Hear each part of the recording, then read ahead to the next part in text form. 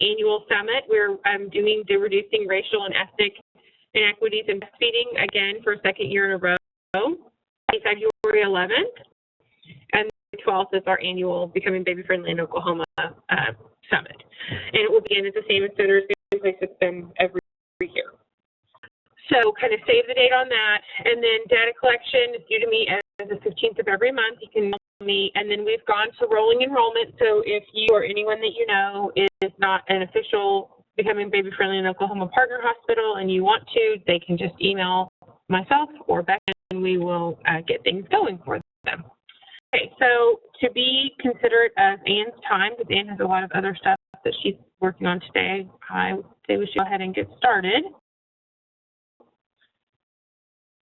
I'm ready. Okay. Guys, thank you. Thanks, Ingrid. Thanks all for tuning in. I just wanted to know I'm here in South Sunflower Hospital in Mississippi, in the Mississippi Delta, and I have two great people from WIC and one great lady from the hospital who've been with us all afternoon and are also watching the webinar, and they're going to be a great hospital and they're going to zoom through to Baby Friendly because they're all enthusiastic and on board. So hello from South Sunflower in Inola, Mississippi. So hi to all our Oklahoma people. Thank you for tuning in, and we're going to talk about rooming in today. As you all know, that's one of the steps towards baby friendly. I know, a couple of the people are already baby friendly, so for you guys this is a refresher.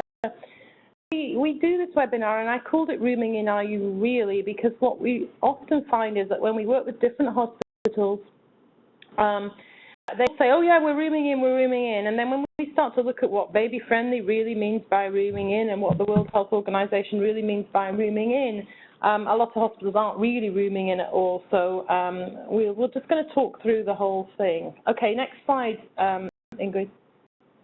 So step 7 of the 10 steps, which says practice rooming in, and if you read the finer print, it says allow mothers and infants to remain together 24 hours a day. And I think often the first bit of confusion is around that 24 hours, and too much, but actually Baby Friendly USA has somewhat contributed to this. We did have a clause in there about 23 hours to 24 hours. Is everything okay? You guys can still hear me. I just want to make sure you can hear me there, right? Yeah, okay. So there was this thing of 23 after 24 hours, and really that was just put in there because, babies go out for things that are unavoidable, like circumcisions and those kinds of things that they don't do in the room. But really the 24 hours does mean 24 hours, and what we found when hospitals coming up saying, oh, well, 23 isn't so bad, we'll rush the babies down there and do everything we need to and then rush them out. And there were really that were saying, oh, these babies are going to be here for 3 days, so that means we can have 3 hours up front in the nursery and, room them in for the, can we have it, put it all together? And that is not the spirit of rooming in. The spirit of rooming in is to do everything in one place at one time. Next slide, Ingrid. So say that that's now what Baby Friendly, who are the people that will come and assess you eventually, that's what they actually say, that the facility should provide rooming in 24 hours a day as the standard for mother-baby care for healthy, full-term infants, regardless of the feeding choice. I think it's also important to note that regardless of the feeding choice, so rooming in is not something that's only for breastfeeding babies. Rooming is for all healthy term babies with healthy moms in the room that everyone is supposed to get this. It's not just a benefit for breastfeeding moms. Next slide. Put some stuff out there. Should we only be doing 23 after 24 hours? And to sort of illustrate why that's not a very helpful guideline, you could have a baby that has to go out for a spinal or a complicated x-ray or some kind of a test, and that baby could be out of the room for more than 1 hour. And again, thinking always of the bottom line and the end process, when Baby Friendly USA assesses you and says, well, how long was the baby out of the room? As long as you've documented that it was out for this specific medical reason, then obviously they're not going to say, oh, well, they should have done that procedure in 1 hour. They're not going to disallow you from being out for more than 1 hour to a specific procedure. So is by the same token, if a baby is out for only 15 minutes, but the baby's only having a hearing screen, that's not acceptable because all the routine care has to be done in the room. So So you need to document when your babies leave the room and how long they're out of the room for, but the amount of time is not relevant. The reason that they're out is what's relevant to the rooming in, not the actual amount of time. Okay, next slide. So one of the things that routinely get done outside of the room that really need to be done in the room. So for the hearing screen, for example, the pediatric exam, so the pediatrician or family practitioner needs to be in the room doing the exam in the room, not doing the exam in the nursery. All your routine blood work, like blood draws or heel sticks, whether that's done by nursing or it's done by like your lab, that all needs to be done in the room. So all the blood draws and the heel sticks need to be done in the room. The bath has to be done in the room. Nighttime, the baby should be in the room. And I think I'm going to talk about that over the other slide, but we will get back to that nighttime thing later. But this is basically meaning that all routine care should be done in the room. And if you look at this photograph, this lady breastfeeding, this baby is on a Billy light, but that is one of those wallaby Billy lights that slides along the baby's back and provides the UV light. The mom is still holding the baby and breastfeeding. So all of that routine care should be done in the room, including things like Billy can be manipulated to be done in the room. Next slide. In the room, so for a specific procedure, car seat test, which I always think is amusing. I don't know why they can't do the car seat test in the room, but that doesn't matter actually. Baby Friendly USA is perfectly okay with you doing the car seat test, which is the test to see if a small baby, like a slight premature baby or a preterm baby, sit in a car seat for a certain amount of time. That can be done in the nurse, doesn't have to be done in the room. And if the mother requests it, so this is a kind of grey area.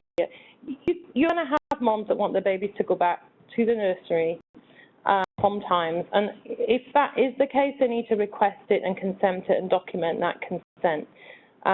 We'll go into that a little bit more detail in a minute. But also if there's a safety issue. So if the mom's really sick and she doesn't have a partner, if the mom goes out to smoke, if the mom goes out of the hospital for some reason, you know, the baby's not going to be left on the room. So you can just write down in your chart that the baby went back to the nursery for this particular reason.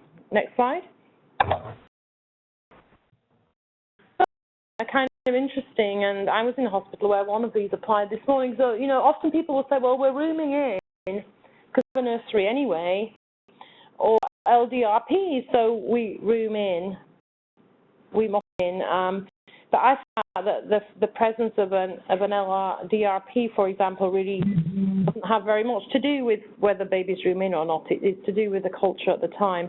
And similarly, you might think that, you know, a hospital where they only have 1 or 2 births a week, it's much easier for rooming in to happen or more automatic, because it seems very counterproductive to spend hours pushing the baby out to the nursery to do the stuff when it's quicker into the mother's room to do it. But even so, these often do get pushed out to the nursery, and so it's really predictable. It's a little odd. You wouldn't really be able to say, well, this hospital's bound to be rooming in because they don't have a nursery and they only have 2 births a week. Well, it isn't actually the case. It's more to do with the culture of the hospital. Next slide.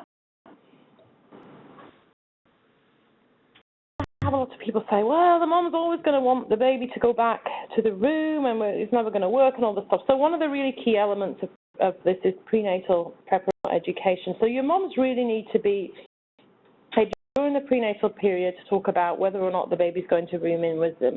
Because especially if they've been going to a hospital where they've had certain things done a certain way, you know, had their 2 older children at that hospital and the baby went back to the nursery in that period, and then they have baby number 3 at the same hospital and suddenly they're not putting the baby in the nursery anymore. I mean, I know when I had one of my babies, I thought, well, they mustn't have enough staff to put in the nursery, like they're trying to save money and make me look after the baby. So, you know, I think it's important to talk to the moms up front and say this is what the hospital believes in, because we want to support you to be in with the baby, and that's how we do it in the hospital. And I think along with that is, you know, so okay, so these moms who are going to want the babies to go back at night, you know, a lot of hospitals come up right up front with that problem. Okay, we're going to room in, but all those moms are going to want the babies back to the night.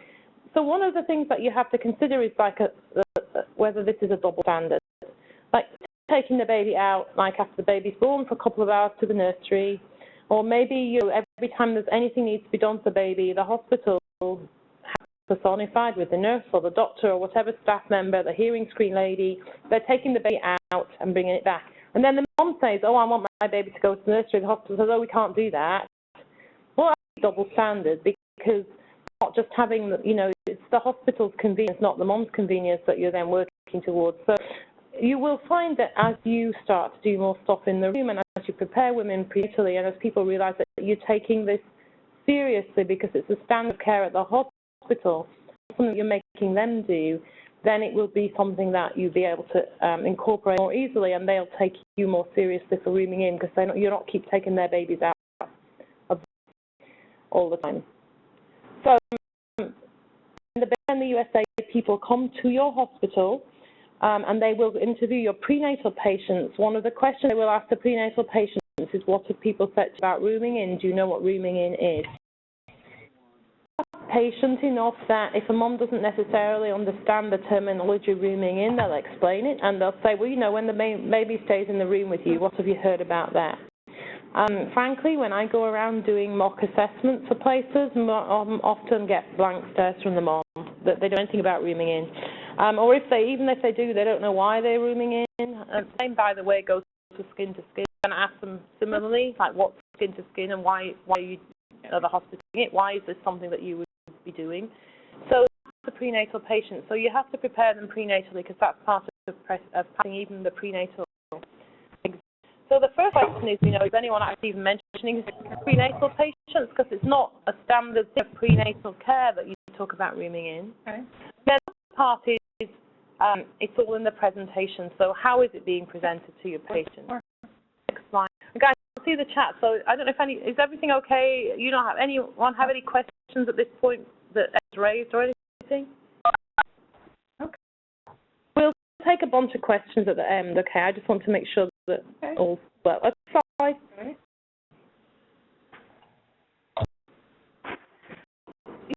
This is a poster that one of the hospitals we were working with in Detroit created. They found that their moms were just not getting it at all. They were in prenatal, and the clinicians really believed that they were talking to moms about the care. They were giving them handouts and things, and it simply wasn't happening. So this was a really great thing that one of the prenatal clinic in Detroit put up on their wall. And it wasn't just a post that says, room happens in the room stays in the room. It wasn't just a poster. They had a whole system. So what they had originally done was they had a lactation consultant in their waiting room, sitting at a table with a big sign that says, talk to me about breastfeeding. Nobody ever talked to them about breastfeeding, because it meant they had to come up to the table and sit there and obviously talk about breastfeeding. So they got this idea, and they put their WIC peer counsellors into the waiting room, and the WIC peer counsellors just went and sat down next to the moms and asked them whether they want to talk about breastfeeding or not, and said, hey, I see you're going to have a baby. Have you thought about breastfeeding? And they got a lot more conversation in there. And then they had these posters, and this is one of them. And what they did was they said, we've got 3 posters in the clinic that we're using this month. We want you to vote on the one you like the best. We'll draw names out at the end of the month, and we'll send prizes, which of course they did. But the point was that the moms had to read the posters, because they couldn't vote on one they liked best if they didn't read the posters. So this was a very fully thought out but very simple plan for getting rooming into the prenatal setting and letting people talk about it and learn about it prenatally. Slide. Okay. If you're I'm understanding, but maybe they're not talking to me. Yeah, you might want to mute your line if you're not trying to talk to us. There's a lot of different ways of this, and this is one of the steps around which you're going to meet the most resistance. There's no question about that. In the hospital setting, you're going to have a lot of nurses who say, oh, we're never going to do this, the moms want to send their babies, it's not fair. And you're going to have moms who do want to send their babies until it becomes a culture of care in the whole hospitals, and that you're doing this is just the norm. You're going to have resistance. So when I sit down with a prenatal patient and talk to them about this, and usually I'm only doing this in hospitals that are working towards baby friendly because I'm helping out, you just look them in the eye and I say, this is your baby that's born, and no one's allowed to take that baby out of the room without your permission. And that's moms. don't take this baby away because it's your baby. And they look at me and they're like, really? I'm like, yeah, don't let them take the baby away.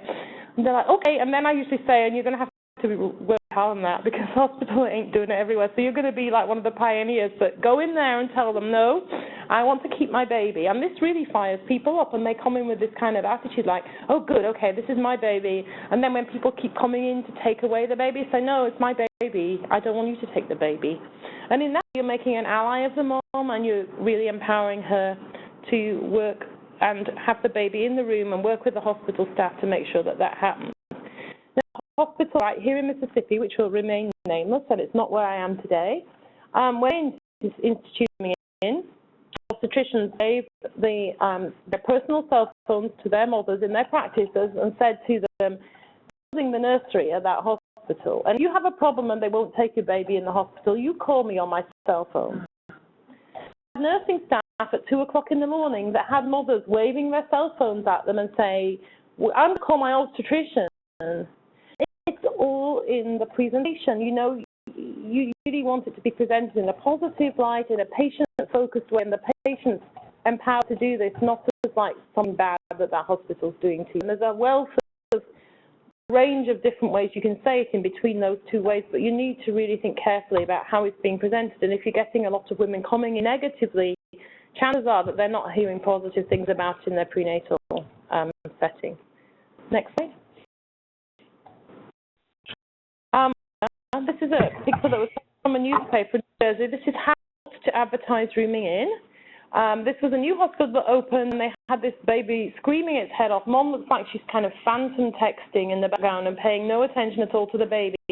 And you know, it's in the presentation, you don't want to give moms the impression that they're going to be stuck in this room with this screaming baby. There's nobody going to be helping. So, kind of photograph, you know, just be careful what kind of publicity you're putting out there, because this was used by the hospital to advertise their new wing, which to me would be kind of never had my baby there. Oh, I think the name one's on there. So go to the next slide quickly. Okay, so tied into all of that is this thing that you will hear that the mom is the problem. Okay, you will hear this over and over again when you try to implement it. You will hear that moms do not want their babies in the room, just like moms apparently don't want to breastfeed and apparently don't want skin to skin. Apparently they don't want to have a baby in the room at all either. And you know, it's very easy for clinicians in these settings to blame the mom for everything. I mean, there's this sleep initiative going on right now, which I think is a great thing. It's a great thing. There's a lot of stuff you need to get. But, you know, we all have to be careful about things like that, because if we start to put the emphasis for infant mortality onto safe sleep, I'm putting it onto the mom. The baby's in those situations in the first place. Did they get safe discharge? Has anyone seen this baby for the last month, and that kind of thing? And, you know, we have to be the same, we have to have the same level of awareness in the hospital as to whether the mother is the problem or whether maybe it's the system that's the problem. So the mom wants to rest at night. And again, it's something that, you know, the research actually shows that moms sleep better if the babies are in the room, because you have anxious moms worried that their babies are down the hallway screaming and no one's taking care of them. So that's not always the case. And then one of my favorites is mom doesn't want to see baby have a blood stick, a heel stick. Yes, he's nervous. But 50-50 chance that it's actually the nurse or the tech that doesn't want to draw the blood in the room, because they're really afraid that when that they're not going to do it properly in front of the mom, and they've got performance anxiety because they haven't done it that way before. So, I mean, one hospital I was working at, we actually worked with, there was a baby came down the hallway in its litternet, and we asked the nurse, and this is a hospital, well, it's not here in Mississippi. Anyway, this hospital, the nurse was pushing the baby down the hallway. I asked the nurse, so why is the baby going out of the room? And she said, oh, mom's really worried. You know, mom doesn't want to see the heel stick, and she's afraid of that. So we footed it into the mom's room, and we said, we've taken the baby. And she's like, oh, the nurse really thinks she wants to do the test in the nursery. So, and I don't think that either of them was making that up. It's just the way that they perceive it. Like, you know, you say to the mom, do you really, really want to see the heel stick? And mom says, not. And then you've got a situation where the baby's being taken out. So, you know, the way to get around that, so any of these other ways, is to use the PDSA and the test of change, where you do one heel stick in the room once, and you get your staff that are more experienced and more confident doing that, and then gradually, and you know, you do it in optimal circumstances. You don't do it when there are 15 visitors and everyone's watching you. You do it like maybe late in the evening when there's only mom, and you talk to the mom about, yeah, it's going to be really difficult to see this because it's going to make your baby cry, but, next week you're going to be in the pediatrician's office and they're going to have 6 shots and you're going to have to see your baby cry then, so let me help you through this first one. I get it, putting it that way instead of putting it in a way of like, you really don't want to see this. And she wants to send the baby to the nursery, and again, this speaks to this sort of dual standard of, well, does mom want to send the baby to the nursery, or is it easier for all babies in the nursery, and what's happening the rest of them now? Also, you're still going to have a few moms who want the baby to go back to the nursery.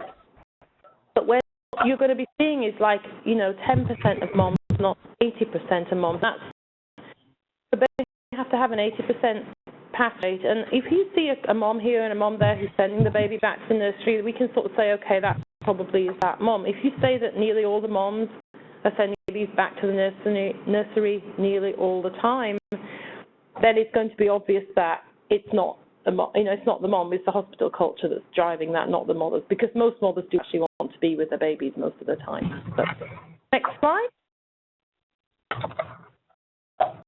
So, the same thing, if it is the mom who's talking about it and you just feel like it's going to be upset if you don't take the baby back, then don't get into a sort of confrontational situation with the mom. Just document in the medical record that the mom has been educated and she still chooses to send the baby back to the nursery. Okay? And that's, if one mom's doing it, fine. If everyone's doing it, then there may be some problem. Next slide.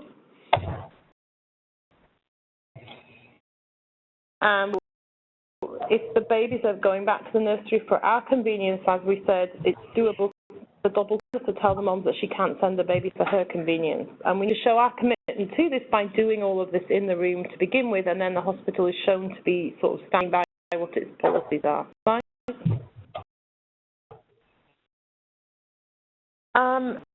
We talk about doing the heel sticks in the room. Another clinician who often has to go into the room is the doctor, and a lot of those doctors are babies in the nurseries all over the place instead of seeing mom's room. And again, there's a few different issues that this could be.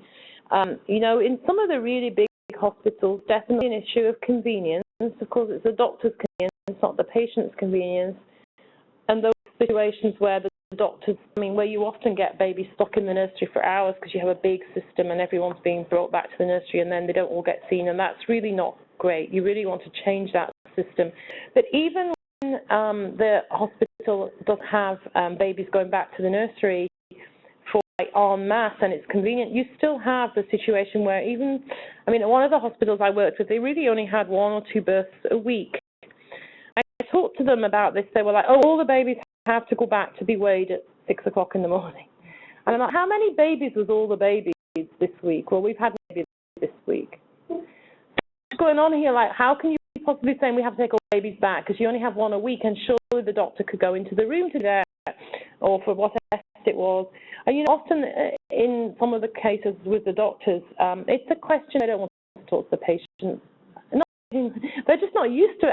It amazes me because they're pediatricians. They're going to have to talk to the patient next week when they come in for the well child checkup. But, all sorts of things raised. Oh, well, what if there's a serious issue with the baby? What if this? There's all ways that you can get around these things. Go out of the room and discuss it with the other doctors before you give some more information to the parents.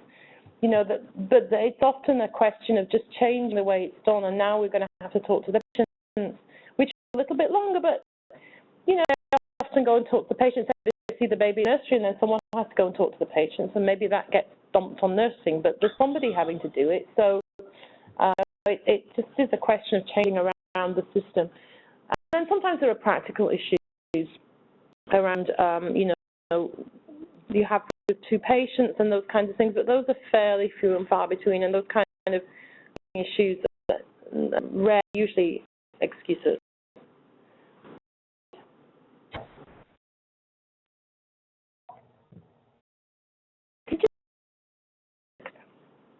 Go to the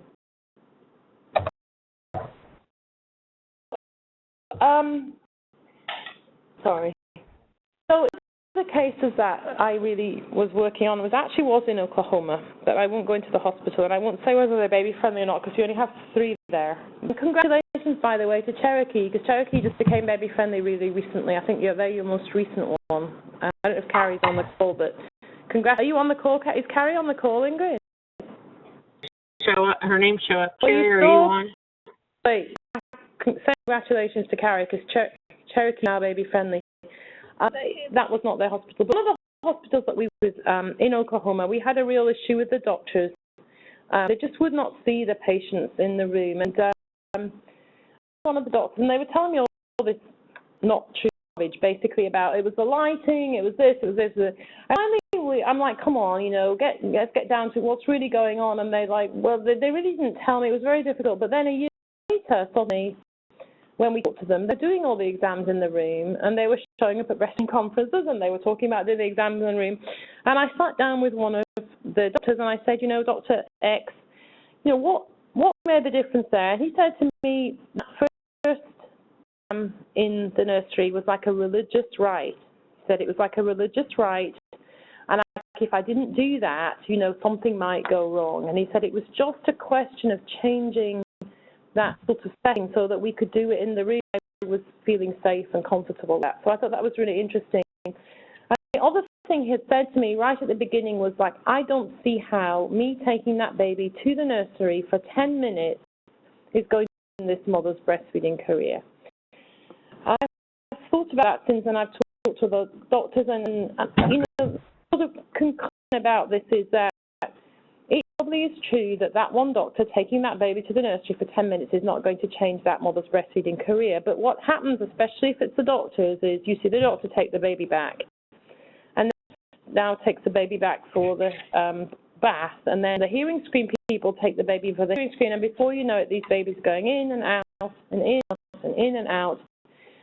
It's just like, and if the doctors, a lot of hospitals, what the doctor does is kind of what everyone else does. So if they see the doctors doing that, then everyone else has the excuse to have it. You can basically now answer that everything else is being on if you have issues with your doctors, and then eventually your doctors will see that all the nursing care has been done in the room. And sometimes the nurses do absolutely everything, and they must shame the doctors into it because they're taking the baby in there, they're changing the diaper. Doctor, the baby's in there with a clean diaper. It's already, there's no excuse. There's nowhere for that doctor to not be able to do that. So I think it's really important to realize, and not just for the doctors, but everybody that has a part in this, that it may be that their one action is not the problem. But when babies are constantly shuttling back and forth, they're stuck in the nursery, they can be there for hours, and then they don't get out to see their mom. It's a real problem. Next slide. But you now have to document all this stuff. Now, some of the places that start out with a lot of stuff in the nursery may be documenting already, because your babies are based in the nursery. Often you have to document them going out and then coming back, because you want to know where those babies are. So that's kind of good, because you're actually set up to do your documentation. You just have to think of it from the other way, so that like when the baby is in the room, if the baby leaves the room, you have to document it.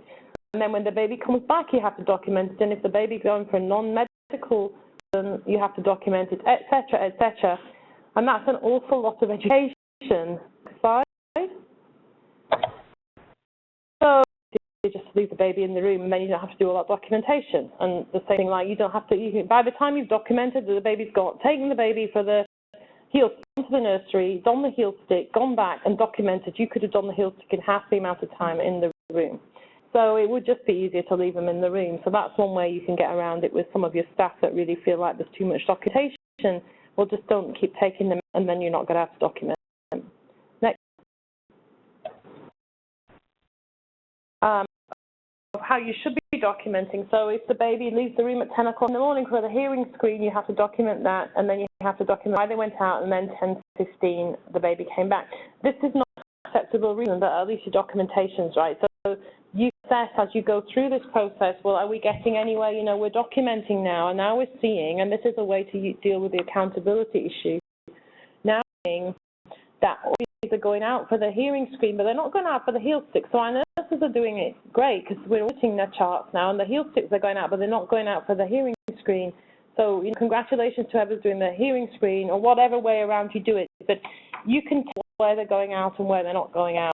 and you can follow the time. So at least you should be documenting it, even if what they're doing isn't what they're supposed to be doing to completely comply in. Next slide.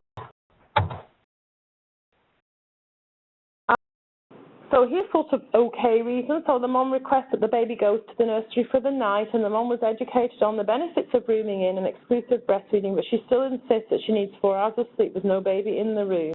So it's just like, you know, you're unlucky with this one mom, and she's just really insisting on this, and you certainly don't want to have a sort of knockdown battle in the hallway. Okay, document everything, take this back to the nursery, and if Baby Friendly were to walk through your door tomorrow and talk to the mom, what she says to them is, want them to take the baby back to the nursery, and that's what they did. And that needs to match what it says in the medical record, and then you're okay. But again, you know, it shouldn't be everybody that's doing it, but that would be okay if it was just one mom. Next slide. We've covered this on some slides, but rooming in is a particular attention for a lot of settings. So just remember that this is not going to be done overnight, and that all your staff are going to go through these stages of change to do with this particular one. One is, well, this is the way we're doing it. It's all done in the nursery. We're in equilibrium here, and we're very happy with that. The denial phase, well, those breastfeeding people aren't really there, and we're not really going to have to do this rooming in thing, so we're not interested. So we're just going to ignore them. And then they can't ignore you, so then they start getting angry. This is normal. This is all normal.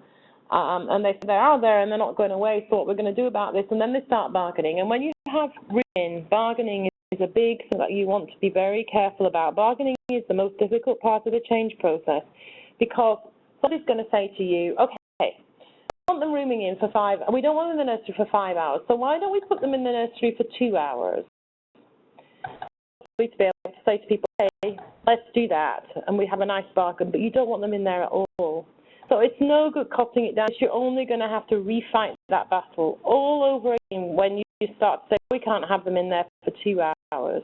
So just be careful, particularly with rooming in, beginning thing of let's spend time in the nursery, you know, something that can be a problem. Next slide.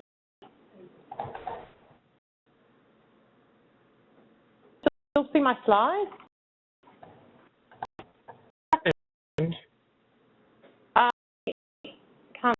It's come back on. I don't know. Can you still not see my slides? Oh, it's screening.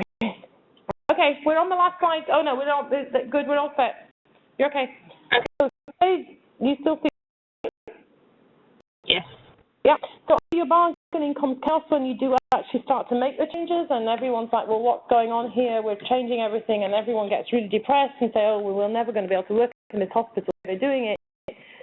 Finally, they come around to resignation. So what are we supposed to do? What was that? And then you still feel like you're starting at the beginning again, because then you have to start explaining to them all over again what they were supposed to do. It feels like you've gone through all this before, but at this point, at least, they're open to you doing changes. And then finally, people get to a point where they say, okay, I guess I can try that.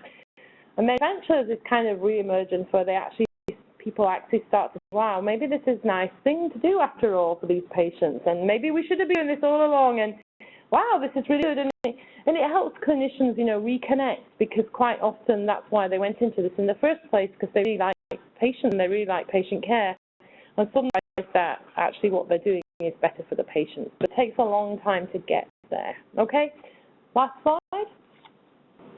So, yeah, I hope you realize that rooming in really does mean rooming in, and it's really important to sort of get this part, because it can be quite depressing at the beginning, but if half of your moms are rooming all the time with their babies, so they're always rooming, then your rooming in rate is 50%. The moms rooming in because the babies are going back, or you've got one doctor who takes all his babies back to the nursery, so those babies are not rooming in. So if your moms and babies are rooming in all the time, your rooming in rate is 50%, because half of them are doing it right. This is that people find really hard to accept. If 50% of your moms and babies are rooming in during the day, but not at night, your actual rooming in rate is 0, because none of your patients are actually rooming in all the time. And that's very hard to follow. People will say, well, what's there for rooming in? Rooming in, really, but you're not really rooming in. So it's you start to get some of those patients rooming in all the time that you can actually start to count when you're rooming in. And it's really difficult to swallow that sometimes. But then your rate can go up very quickly because as you start to do all the practices in the room, you're going from like 0 to 20 to 40 to 60 really quickly. And you will meet a lot of resistance over this step, so take it one activity at a time. Be consistent. Once you master one, move on to the next one and hang in there because it really can happen. Thank you, guys. So, Ingrid, if you want to open up the mics, if anyone has any questions. Everyone should be able to speak. I don't know if anyone's typed anything into the chat, but feel free to ask questions, you guys too, who are in my room here, if you want to.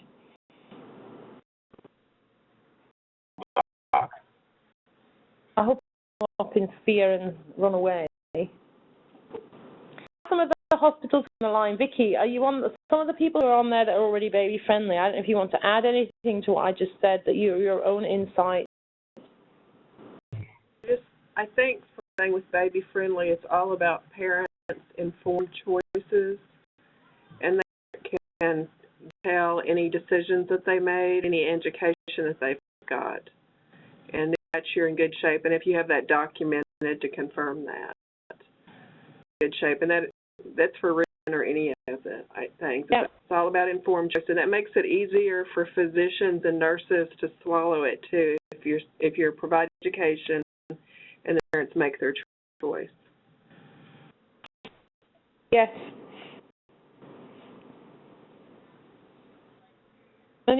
Anybody got any barriers that they're running into as you're trying to implement this that we didn't cover, or that you want to ask me or Vicky or anyone else on the phone about?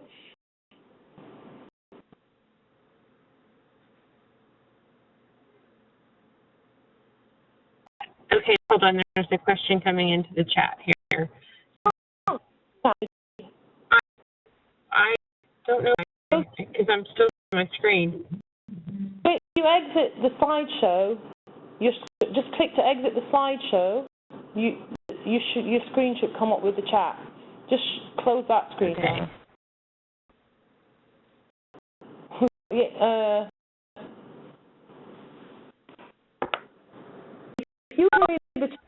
If you can tell me, because I can't see it. Right. So Evelyn from Integris and Edmond says that we have put together a cart that has a scale and supplies for metabolic screening and weights, and the CC, that's the City Health Department. Okay, so they take it from room to room, and we never have any issues or complaints from parents. We call it the nursery on wheels. So you put everything onto a cart and you push it from place to place. So you basically have a nursery, everything you need on there on wheels, and that's a very good thing to do with your nursery nurses who really like to sit in the nursery and take care of, and aren't going to be able to do that anymore because there will be babies in the nursery to take care of. So you put everything on a cart, and then they're going to have to talk to the parents. But they get that cart around and do everything they need to from that cart. I think that's probably what she was saying, and that's a great idea.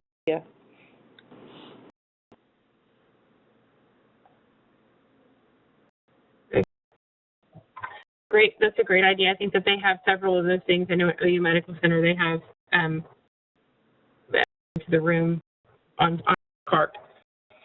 Yep. Same thing. I mean, this is some of the plant adaptations you're going to have to get, or make sure that your hearing machine can go around. Doctors really don't like carrying those expensive otoscopes from one room to another, and they actually, one place told us we can't do that because we might drop them. Now, hopefully they're not basing all their medicine, like preventive medicine, on whether they're going to drop something or not. But, you're going to have to get around some of those physical issues. We did have one small Indian Health Service hospital once where they could not afford a new hearing machine, and that he was screwed to the floor. An exception for that, But you can take the dad with you or something when you do the screen. But they didn't make them like buy a new hearing machine. But those kinds of situations are exception rather than the rule usually.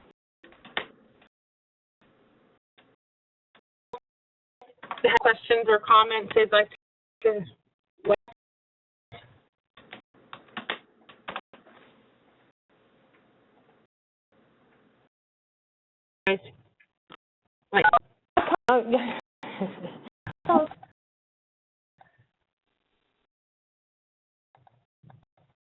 I hope. See people on, but just nobody's asking questions, and that's okay if you don't have any. And people on the phone may not be able to speak. Right. Okay. If no one else has any other questions, then thank you again for your time. And we'll, again, this webinar October 12th, so Thursday, or October 14th, my apologies, October 14th at 3 p.m. We're going to be hearing Healthy Start. Next, feel free to email. Thanks, guys. Okay, bye-bye. All right, you too. Bye-bye.